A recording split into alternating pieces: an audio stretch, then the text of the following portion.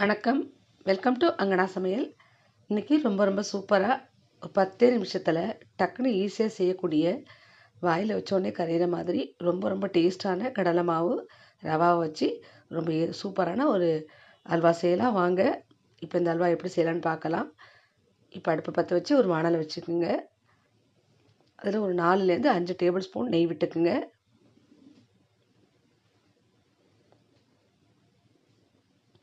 நெய் காஞ்சதும் அரைக்கப் அளவுக்கு கடலை மாவு சேர்த்துக்குங்க. இது கூடவே அரைக்கப் அளவுக்கு ரவையை சேர்த்துக்குங்க. இப்போ இந்த நெய்யில் இந்த ரவையும் கடலை மாவும் நல்லா வறுத்துக்குங்க. இது கொஞ்சம் நல்லா வறுபடணும். உங்களுக்கு ரொம்ப ஒரு திக்காக இருக்கிற மாதிரி இருந்ததுன்னா நீங்கள் இன்னும் கூட ஒரு டேபிள் ஸ்பூன் அளவுக்கு நெய் சேர்த்துக்கலாம். ஆனால் இது கொஞ்சம் நேரம் ஆன உடனே இந்த நெய் இலகி வரும். அது வரைக்கும் கொஞ்சம் பொறுமையாக வறுத்துக்கணும்.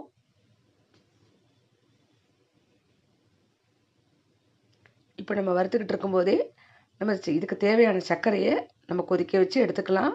இப்போ ஒரு பாத்திரத்தை எடுத்துக்கோங்க. இதுக்கு 1 கப் அளவுக்கு சர்க்கரையை சேர்த்துக்குங்க. 2 கப் அளவுக்கு தண்ணி சேர்த்துக்குங்க.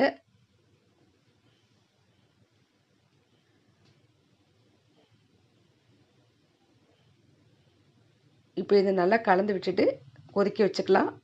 இது ஒரு பக்கம் கொதிக்கட்டும்.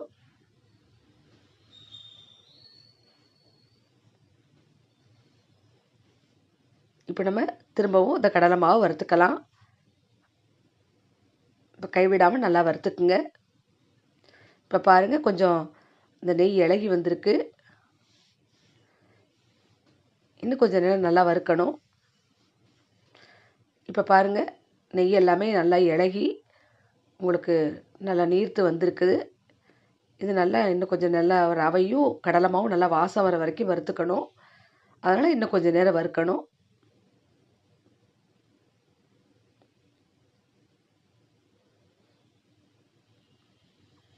இப்போ பாருங்கள், இங்கே சர்க்கரை நல்லா கொதிச்சிட்ருக்குது. இப்போ நம்ம அடுப்பை ஆஃப் பண்ணிக்கலாம். இப்போ நல்ல ரவை பொங்கி வருது பாருங்கள். இப்போ நம்ம இந்த நேரத்தில் கொஞ்சமாக பால் சேர்த்துக்கலாம். ஒரு 3 டேபிள் ஸ்பூன் அளவுக்கு நல்ல திக்கான பாலை சேர்த்துக்கோங்க. டேஸ்ட் ரொம்ப நல்லாயிருக்கும். டக்குன்னு கலந்து விட்டுருங்க.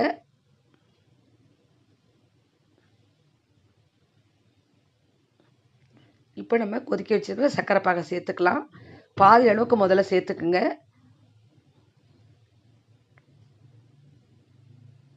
கொஞ்சம் திக்கான பிறகு மிச்சத்தை சேர்த்துக்கலாம்.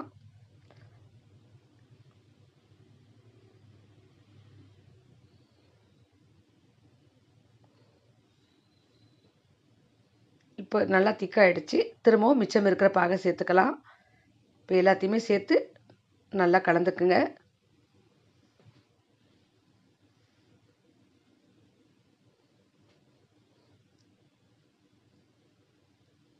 இது சீக்கிரமே திக்காயிடும்.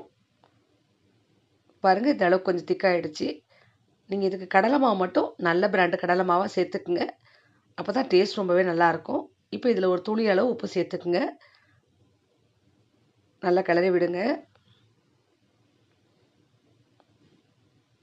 இப்போ இதை நல்லா கலந்து விட்டுட்டு ஒரு 2 நிமிஷம் மூடி வச்சுக்கலாம். இந்த ரவை நல்லா வேகணும். 2 நிமிஷம் கழித்து நம்ம பார்ப்போம். இப்போ 2 நிமிஷம் ஆயிடுச்சு. திறந்து பார்க்கலாம். இப்போ ரவை நல்லா வெந்திருக்கு. இப்போ நல்லா கலந்து விடுங்க. கொஞ்சம் திக்காகவும் ஆகியிருக்கு. இந்த நேரத்தில் நம்ம குங்குமப்பூ பாலை கரைச்சி வச்சுக்க அதை சேர்த்துக்கலாம்.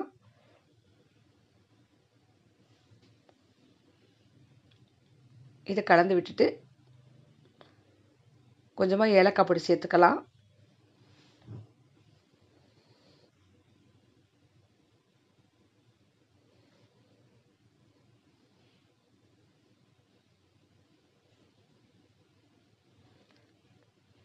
இப்போ ஏலக்காய் பொடி சேர்த்த பிறகு திரும்பவும் நல்லா கிளறி விடுங்க. இப்போ உங்கள்கிட்ட என்ன நட்ஸ் இருக்கோ அதை இது மாதிரி துருவிட்டு சேர்த்துக்குங்க. இது மாதிரி நைஸாக துருவி சேர்த்துக்குங்க. இப்போ எல்லாத்தையுமே நல்லா கலந்து விட்டுட்டு திரும்பவும் ஒரு 2 நிமிஷம் நல்லா மூடி வச்சுக்கலாம். இப்போ இந்த நட்ஸு நம்ம குங்குமப்பூ, ஏலக்காயெல்லாம் சேர்த்துருக்கோம் இல்லைங்களா? அதோட ஃப்ளேவர் நல்லா இறங்கும். அதனால ஒரு 2 நிமிஷம் மூடி வச்சுக்கலாம்.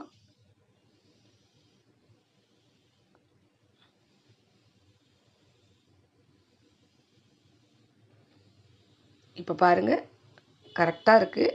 இது நல்லா வெந்து ஓரத்தில நெய் விடுது. இப்போ நல்லா பாத்திரத்தில ஒட்டாம இருக்கு. பாருங்க சுருண்டு வருது. இதுதான் சரியான பதம். இப்போ நல்லா நம்ம கிளறி விட்டுட்டு, அடுப்ப ஆஃப் பண்ணிட்டு நம்ம அல்வாவ வேற ஒரு பாத்திரத்தில எடுத்துக்கலாம்.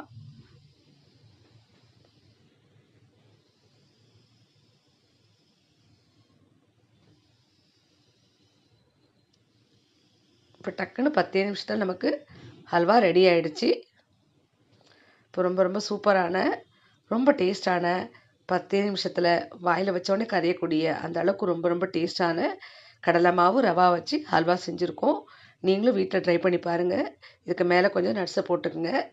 பாருங்க எவ்வளோ டேஸ்ட்டா இருக்கு. பார்க்கும்போதே ரொம்ப நல்லாயிருக்கு. சாப்பிடவும் ரொம்ப ரொம்ப சூப்பரா இருக்கும். வீட்டுக்கு யாராவது கெஸ்ட் வந்தாங்கன்னா, டக்குனு இது மாரி நீங்க ஈஸியா செஞ்சு குடுக்கலாம். விரும்பி சாப்பிடுவாங்க. வீட்ல இருக்கிற எல்லாருமே விரும்பி சாப்பிடுவாங்க. ஃப்ரெண்ட்ஸ் இத செஞ்சு பார்த்துட்டு நீங்க கமெண்ட்ல எப்படி இருக்குன்னு சொல்லுங்க. இதுவரைக்கும் நம்ம சேனல சப்ஸ்கிரைப் பண்ணலாம். மறக்காம சப்ஸ்கிரைப் பண்ணுங்க, லைக் பண்ணுங்க, கமெண்ட் பண்ணுங்க. நன்றி, வணக்கம்.